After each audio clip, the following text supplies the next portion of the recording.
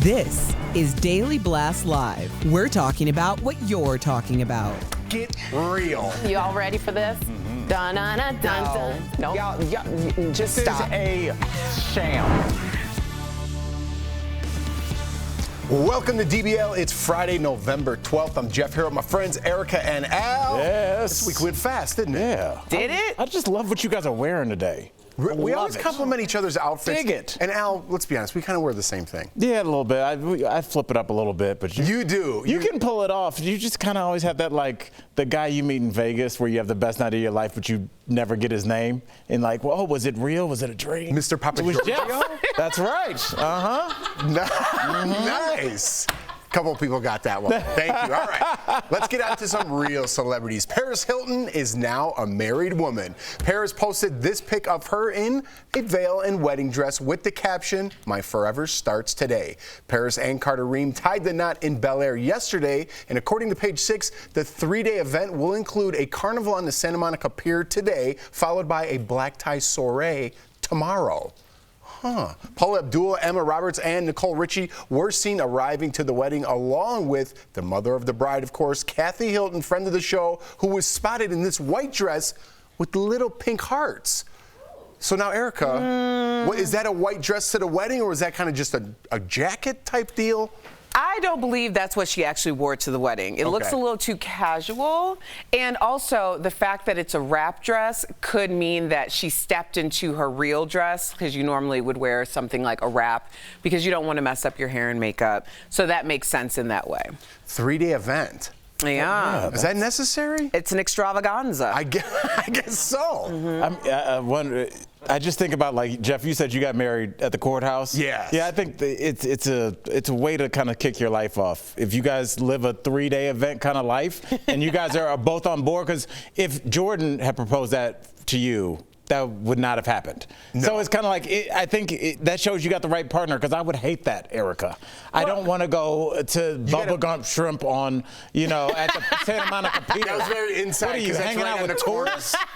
What are you doing down there? Well, Anthony and I actually ended up having a 3-day event. Of course, but it was because we did a destination wedding. Okay. And I really, I appreciated that so much. First of all, far more people came than we anticipated. But now it's like so weird because our family is in, 2 different countries, spread across everywhere, and it'll be like in the U.S. Yeah, it'll be like a cousin be like, "Hey, so what's up with Anthony's sister?" And I'm like, "What?" It's like, I love that girl. We went to lunch every day. Like, it's still like 5 years later, it's just a really nice way to really merge your worlds. But yeah, we did Sibling Olympics one day, and we had like a fire on the beach thing. There was a lot going on. Oh my goodness. Sibling Olympics. Oh, Sibling Olympics was the best. Did it get I'm gonna send the video, y'all, so we can get a little bit of that. Yeah. Who won? Who got the gold? Who won? I think Team Sisters won. Oh, okay. Yeah. I'm pretty sure. I'm just going to claim it anyway. I'm going to claim it anyway. Yeah. All right, let's move on. Taylor Swift has re-released her 2012 album, Red. Taylor dropped the re-recorded album as a part of her ongoing mission to regain ownership of her earlier music. It also includes new music and a 10-minute version of her song, All Too Well, that she turned into a short film about a bad breakup with an older guy. Let's have a look. You said if we had been closer in age, maybe it would have been fine, and that made me want to die. So for years, many have speculated that the song was about her split with Jake Gyllenhaal. Taylor was only 20 at the time, Jake was 29, and Taylor was on the late night show with Seth Meyers, where she talked about re-recording her breakup songs 9 years later. Let's watch. I wonder if there are people who might think that they were the one you were singing about, if it's easier or far, far worse for them 10 years later. I haven't thought about their experience, to be honest. I think that's the biggest burn. couple things to unpack there. Yes, I don't know if I like the audience clapping it. I don't care about or haven't thought about their experience. I think when you truly have time to pull back and look at a relationship, a former relationship in the macro sense, and just look, I think you have to be able to look at where they were in their life, and maybe that'll explain some of their actions. So I don't know if that's the best way to go about that, but that's neither here nor there. I just want to give a shout out to my boy, Jake Gyllenhaal. I think he did a heroic move by breaking up with her at 29 when she was 20. Heroic. Because he gave her something that all her millions can never get her or buy her, and that is her early 20s. Early 20s Erica, early 20s Jeff, early 20s Al. That's the only time really in your life where you're kind of an adult, but you really don't have adult responsibilities. You can kind of have fun before you get ready for really what's going to be the rest of your life. Serious stuff. Kids, vaccinations, all this kind of the equity in your home. Boring stuff. But for a couple years, you can go to after-hours clubs, hang out with people for one night, and then not see them anymore. That's the time to do that.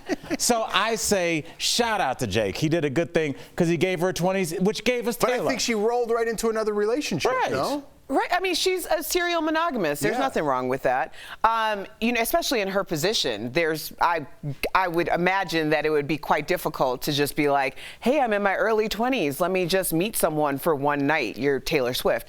I'm saying it's not that loose in that hood. Folk. Right. Yes. But I will push back on the idea that I think it's a fool's errand to really, she said, in terms of she hasn't thought about their experience. Mm-hmm. If you start trying to delve into what was happening in the mind post relationship of someone else, your mind can take you anywhere. You really don't know what their experience is because you're still trying to process what your experience is. So I don't think there was anything wrong with her saying that at all. I think that it's really important that she's had this time to not only document everything that's happened, but also share it. Like there's a whole community that kind of feels the same way, and she's been able to articulate it. So I didn't have a problem with that answer. Point taken. I don't know. I want to get this next story in, but she's in a relationship for 4 years, and now she's playing that same old song again about a bad breakup.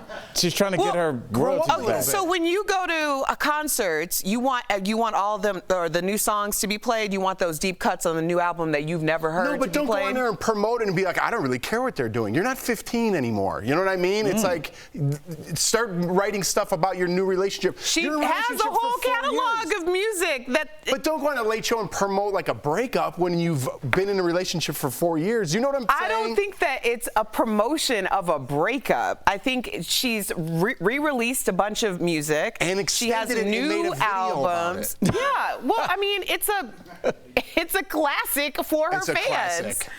That's when you have yes people around you. What say you, I extend this 6 more minutes and make a movie about it? Good idea, T. Swift. Well, the real answer lies in the streams and also the revenue. I guess we'll see. Don't woo over there. Don't woo over there. I was doing that for my girl Karen over there. All right. The wait is finally over, guys. Raise the roof. Yes. Oh, embarrassing. Yeah, well. Get a first look at the new Sex and the City reboot called And Just Like That. Take a look. Life is full of surprises. And as your story unfolds, the city reinvents itself. And just like that, a new chapter begins. It drops on HBO Max on December 9th. Erica, yes. Thoughts? I am loving this. I love the filter that they shot it with. It feels very whimsical. And I think when we think about our relationships and how they grow and where we'll be in that time in our lives, I think that there's a romance to that. And I like the way that they're kind of putting this out there. I love it. I want to watch. I liked Sex and the City. I did. All right. I wanted you to shoot it down. Just for the sake of I only go after things I really don't like. All right. Yeah. We're going to watch it. We'll be right back. Closed captioning provided by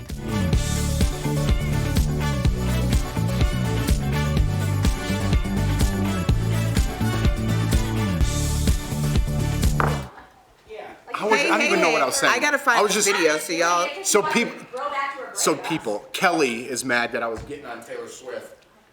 No, I'm mad I kind of did it. I kind of did it just to goat her a little bit. So I really have no opinion. Good for Taylor Swift. She's super talented. Really, she really is. But I was doing it to poke fun at it because it's like, come on. You do have. Well, there's a thing. You remember back when they would release like box sets of albums for like bands that have been around for 30 years, and I would always look at that and be like, well, if you're a big fan, you probably already have those songs. Like I kind of feel like this is one of those situations where it seems like, if you're re-releasing the song, only her diehard fans that will want her to have the royalties from the songs that she... There's new songs. I know, but it's not all new songs, right? Yeah, but it's a lot of songs from the vault that we've never heard before. So technically it is new songs, and then All Too Well went from a 3-minute version to a 10-minute version. Of a song you've already That's heard, why we know right? what happened between her and Jake Gyllenhaal now. We didn't know that before because that wasn't in the song. How many new songs are on the album? I think it's a 30-song album. It's like a lot. 30 songs? 20 songs. That's all right. And how many are new? I'm not sure of that. Let me tell you. I don't. Look, her fans are rabid, and they're gonna buy whatever she puts out, and good for that. I just like it's weird. It'd be weird to go buy an album from an artist that I liked, and 11 of the. No, it's 30. This one's 30 tracks. It's 30? 30 tracks. 16 of them were from the original. But she never bought Whitney's greatest hits? Huh? No, it's not about greatest hits. No, what she's doing, Al, is what she's trying to do is re-release the music because Scooter Braun has the rights to the old ones. So she's, he doesn't anymore. But anyway, she's re-recording them to have her own copies. Right. What I'm saying is that it's like you're going back to the same bar and someone's talking about high school football. It's like, I got it, man. Yeah, you had some bad times. Yeah, let's talk about some new stuff. Yeah. Are you saying Taylor Swift is the person at the bar talking about high school still? You know what I'm talking about? That's Taylor Swift. I kind of feel it. I don't care what they're doing. But that's interesting that she does.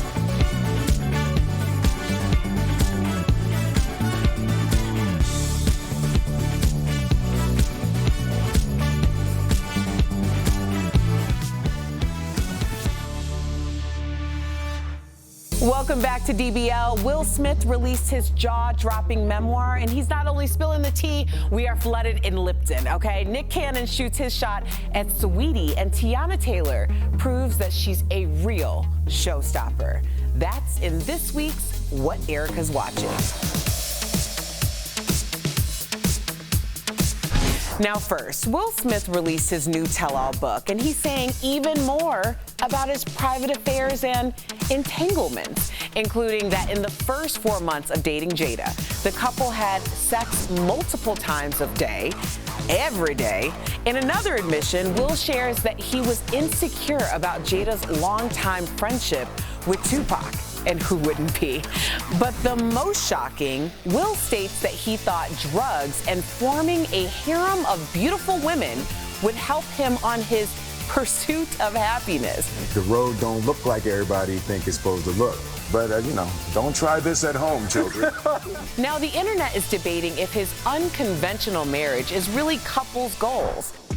Next, although Nick Cannon is the father of 7, he wants more babies and has his eyes on his next baby's mother, Saweetie. Now, the rapper recently tweeted that she wants to become a mom someday. Now, even though Nick says his therapist wants him to remain celibate until 2022 and likely beyond, he's already shooting his shot by quickly responding to Saweetie's tweet with these emojis: a think face, a ninja, and cry laugh emoji, followed by a man raising his hand.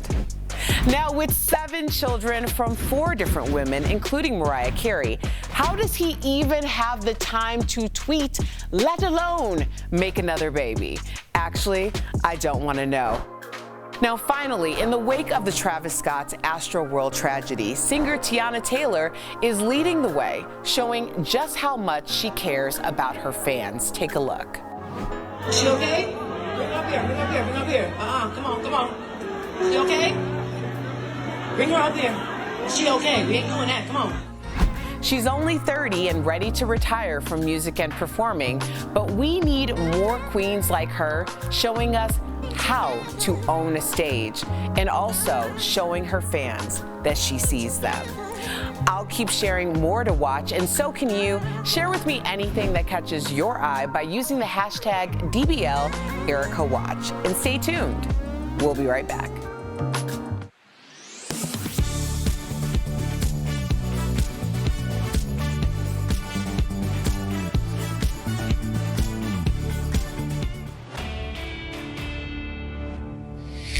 A post circulating on Facebook claims the coloration of the woolly bear caterpillars, also called woolly worms, can predict the upcoming winter. If the woolly bear is mostly black, it means a harsher winter. If mostly brown, it means a milder winter.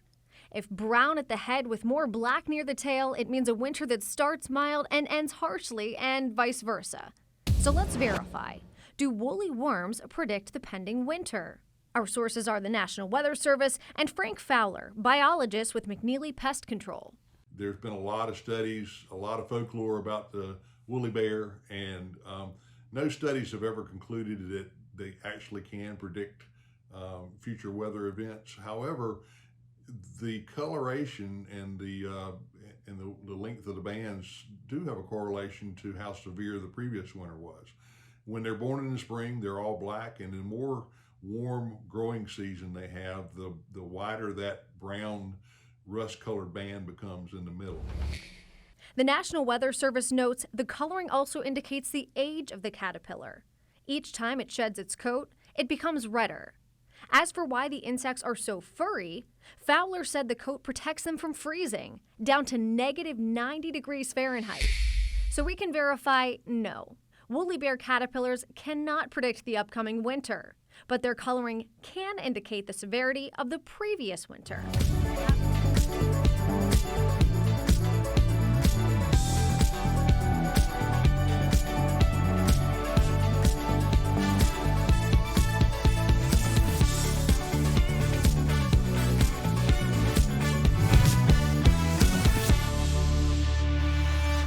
Welcome back to DBL. From his role as Carlton on The Fresh Prince of Bel-Air to hosting America's Funniest Home Videos, Alfonso Ribeiro continues to make us laugh.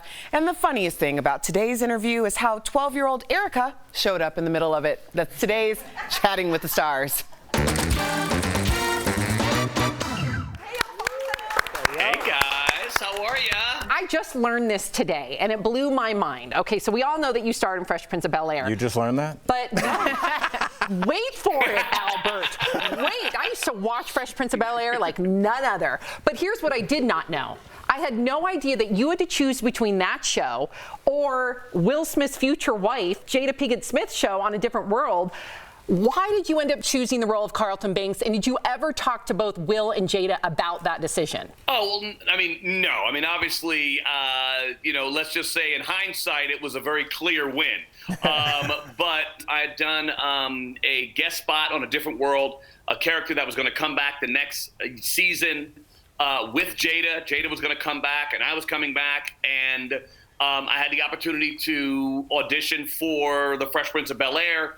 And I just felt like starting something new, starting something that was off the ground, that was going to be a lot more fun. The role had a lot more juice and was, three-dimensional, and I felt like I could do more with it. So I chose to go with that one instead of doing A Different World. I think it worked out. Yeah, well, let's talk about that juice and three-dimensionality. Yeah, dimensionality. Yes. Lord have mercy. Yes. Sorry. I don't think anybody's ever said that word. I'll just make that up and stumble all over it. My bad. Because you guys really had the opportunity to tackle some issues that we're still speaking about this day. And in his shocking new memoir, Mill Swift, Lord have mercy. Is he getting you tongue-tied? You know what? Honestly, Alfonso, I'm going to be very honest. She feel a little something. You feel a little something, girl? You feel something. Sorry. Alfonso, I'm not going to lie. I am not going to lie. I am getting tongue-tied.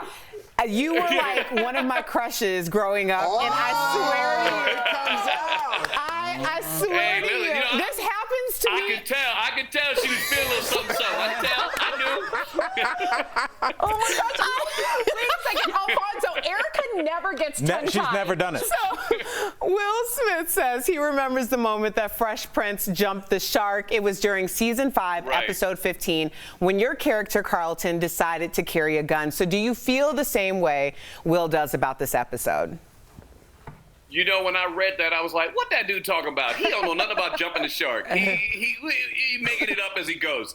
The reality was that Will's career was jumping off.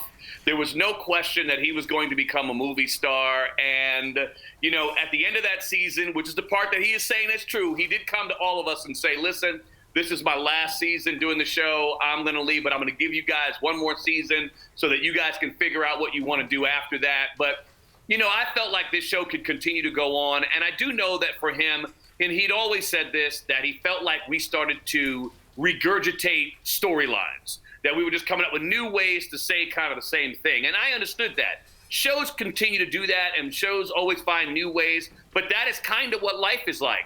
Things don't just happen to a person one time in their life. Sometimes it happens over and over again in many different ways. And that's kind of what true life is all about. So I didn't really have a problem with that, but I understood that his movie career was going to jump off, and he'd already done Independence Day and Bad Boys, running around Miami with no shirt on. How was he going to be the corny, big-eared guy that was, you know, being silly? That makes sense. Yeah, it does. Yes, it does. Thank you. Keep going, Jeff. Alfonso, America's Funniest Home Videos is one of the longest-running primetime shows on TV. But my question is, why do you think people are still tuning in when they could just watch the internet? Well, because family television no longer exists. We don't have a way to sit down and watch a show together. And, you know, ABC having it at 7 o'clock on Sunday nights, it's that getting ready for the week and sitting down together and laughing together. You could be with grandma, you could be with the grandkids, you could be everyone in between, and there's something for everyone.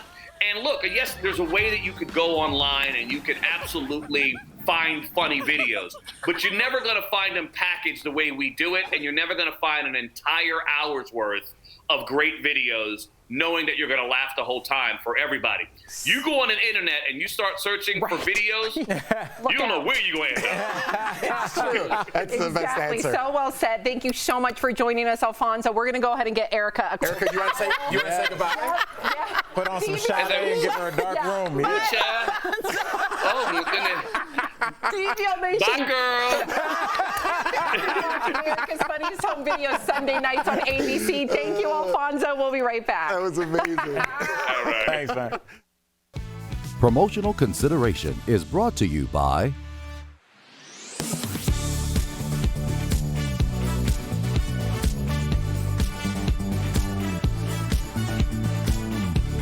Verified viewers texted us and emailed us to share claims that Pfizer CEO Albert Bourla was arrested for fraud last week. One Facebook post was shared more than 600 times, and this tweet was retweeted more than 1,000 times. So let's verify. Was Pfizer CEO arrested by the FBI? Our sources are Pfizer, the Federal Bureau of Prisons, the Westchester County Department of Corrections, and the Administrative Office of the United States Courts. Many of the posts contain a link to a blog called Conservative Beaver. The author cites an unnamed FBI agent as their source and claims Bourla was charged with fraud because he lied about the effectiveness of Pfizer's COVID-19 vaccine, misled customers about side effects, and paid off the government and media.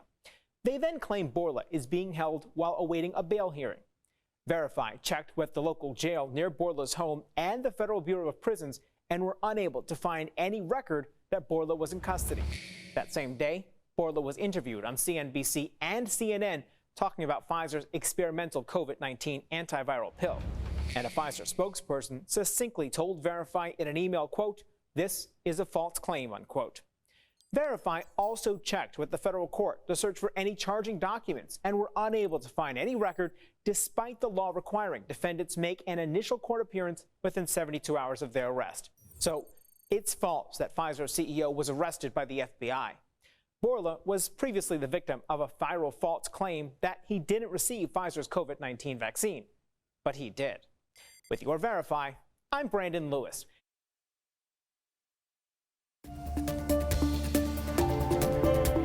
College enrollment is down, way down. Fewer folks are signing up for classes across the board, whether it be community college, undergraduate, or graduate programs. Overall, enrollment is down 3.5%. And when you look at just students going to college straight out of high school, that's a 7% drop. The National Student Clearinghouse says we haven't seen a dip this big in more than 50 years. Community college enrollment is down about 15% in the last 2 years. Researchers say this is troubling since community colleges often enroll more low-income students and students of color. Usually, when we're coming out of a recession, college enrollments go up so folks can learn new skills to fill open jobs. That hasn't been the case this time around. The pandemic meant when the economy was recovering and more people usually go to school, recent high school grads went straight for the jobs instead. If more people aren't going to college, then there are fewer skilled workers available to hire, and the economy suffers long term. And that's connecting the dots.